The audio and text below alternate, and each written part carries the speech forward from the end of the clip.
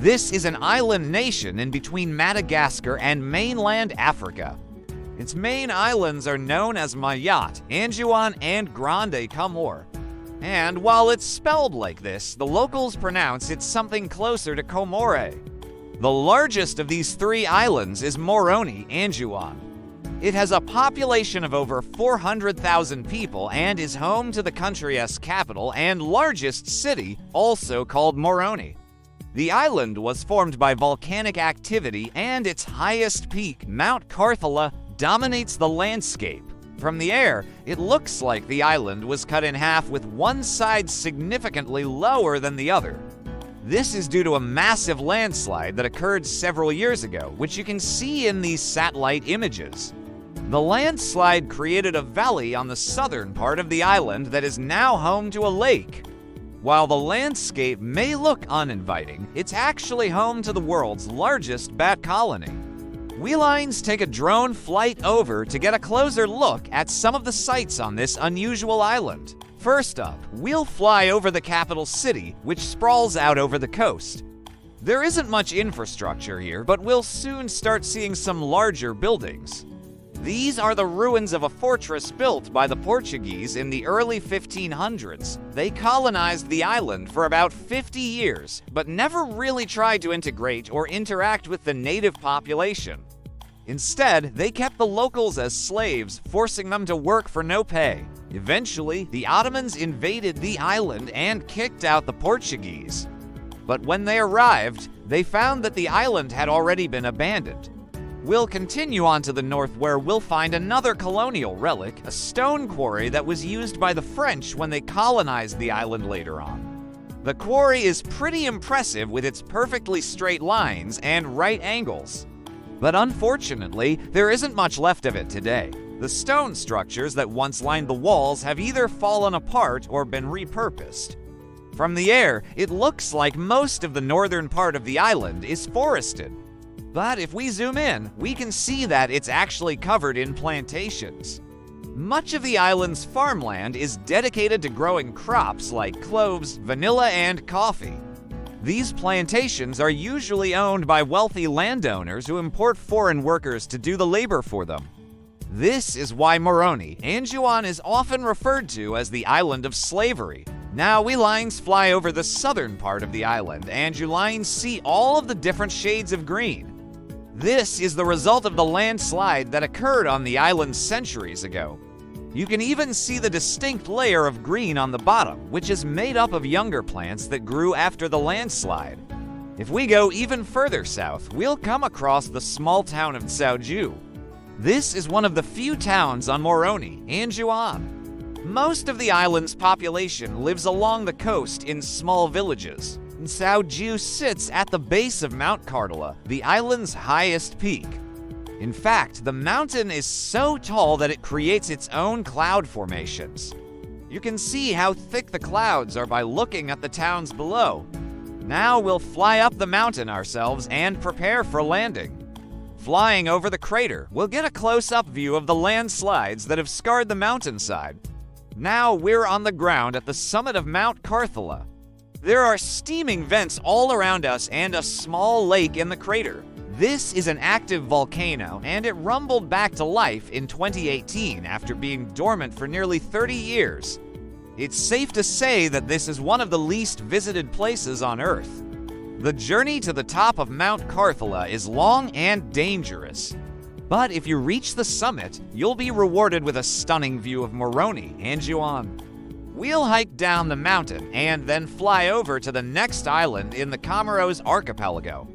Mayotte is the smallest of the three main islands with a population of only around 30,000 people. It has a similar landscape to Moroni, Anjouan, with dense forests and steep mountains. But what sets it apart is its pristine beaches and crystal clear waters. We'll fly along the coast and you'll see white sand beaches mixed with large rocky cliffs. The water here is some of the clearest in the entire Indian Ocean. We'll continue on to the east where we'll see more of the island's beautiful beaches. These beaches are some of the best in the Comoros, but they're not exactly popular with tourists. In fact, the entire island is only visited by about 500 tourists per year. The reason for this is that Moheli is part of Moheli Marine Park. This is one of the largest marine parks in the western Indian Ocean and spans over 1,600 square kilometers. Because of the park, fishing and tourism are strictly regulated on the island. Only a few small villages are allowed to operate tourism businesses. Now we'll fly into one of those villages, Bandama. This is one of the few places on Moheli where you can find accommodations, but don't expect any fancy resorts here. There are a few guest houses, but most visitors stay in local homes. Even though the village is small, it does have a soccer field. It's one of the few places on the island where you can find electricity. That's because the Comoros government built solar panels to power the field's floodlights. The soccer field is a gathering place for the locals and a symbol of hope for a brighter future. We'll head back to the coast now and fly to the neighboring village of Fomboni. Fomboni is the capital of Moheli and is home to the island's only airport. There are a few shops and restaurants here, but most of the action is centered around the docks. This is the main hub for fishing boats and the arrival point for the few tourists who visit the island. While visiting the village, make sure to try some fresh coconut. It grows wild here and is considered some of the best in the country. A refreshing drink to quench your thirst after a long journey. We'll hop back in the plane and continue on to our final destination, Grande Comore. Grande Comore is by far the largest of the three main islands. It's also the most densely populated with nearly 1 million people. Its economy is based primarily on agriculture, mining, and fishing. Like the other two islands, it has a tropical climate with year-round temperatures in the mid-80s Fahrenheit. The official language of the island is French, but the native language is Shikomori. If you want to get around, it's important to know both languages.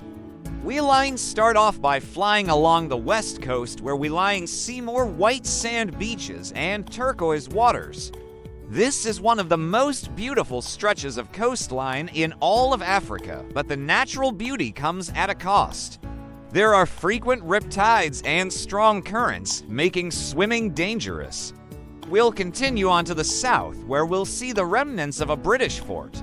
The fort was built in the late 1700s to protect the island from pirates. But by the time it was finished, piracy had already been stamped out in the region. Today, the fort is a crumbling ruin, but it still makes for a great photo opportunity. As we approach our landing site, you'll notice that there are few trees on the ground. That's because most of the island's timber was cut down decades ago. This has led to severe soil erosion, and many of the rivers on the island are now dry. Welcome to Mitsamuli, our final destination.